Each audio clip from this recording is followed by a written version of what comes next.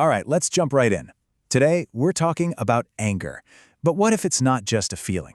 What if, from a Christian perspective, it's actually your biggest enemy, something standing between you and your destiny? It's a pretty intense idea, so let's dig into it. So let's start with a really powerful question. What if the biggest thing holding you back in life isn't some person or some situation, but an emotion you probably feel every single day? It's a wild thought, right? But that's the argument we're unpacking here.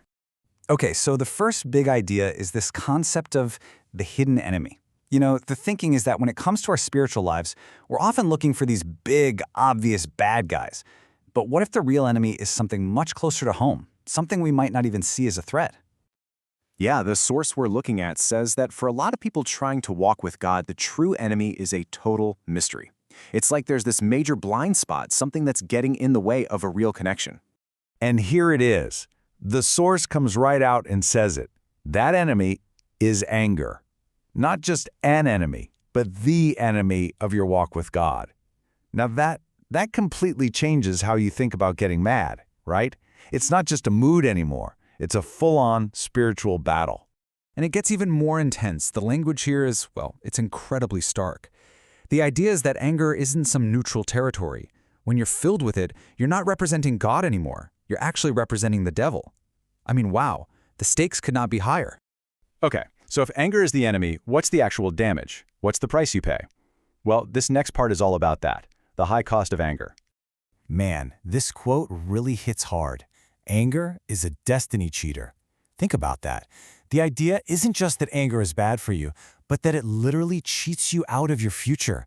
It steals the life you were meant to have. It's not just a bad day. It's a force that can completely knock your life off the rails. And it gets really specific. According to the source, here's what happens. First, God will not help you. Second, you could lose the good things God has already given you. Third, it just flat out leads to foolishness. And finally, it opens the door for Satan to come in and cause destruction. Each one of those is a huge spiritual price to pay. And this really sums it all up, doesn't it? God does not partner with an angry man. The source is basically saying that you can't have both. Anger and a partnership with God are fundamentally incompatible. It's one or the other. Now, to really drive this point home, the source makes a pretty surprising comparison. It puts anger up against another sin to show just how dangerous it is and why it's so often underestimated by Christians. So check this out. On one side, you have fornication, which the source says is a sin people tend to repent from pretty quickly. But on the other side, you have anger. And the argument here is that this is a sin Christians often just live in, day out. They get so used to it, they forget how serious it is.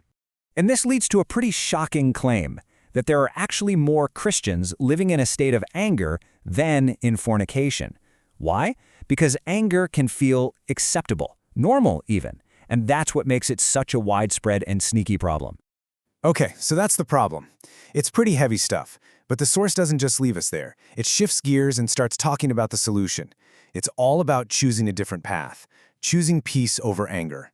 And it really comes down to this choice, right here. You've got two paths. On one side, the angry heart, and what comes out of that mouth? Foolishness. But on the other side, you have the heart of peace, and what comes from that? Wisdom. It's presented as a direct cause and effect.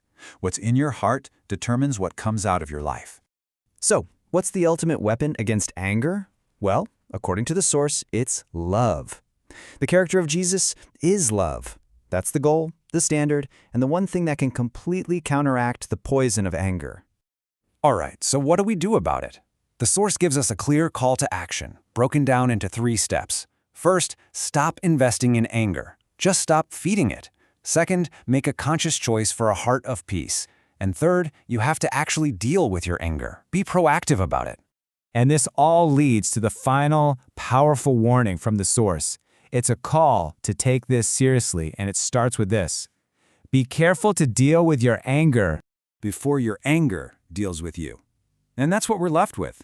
It's this incredibly challenging idea that you're in a race. Either you get a handle on this destructive force in your life, or eventually it's going to get a handle on you. A lot to think about there. Thanks for joining me for this explainer.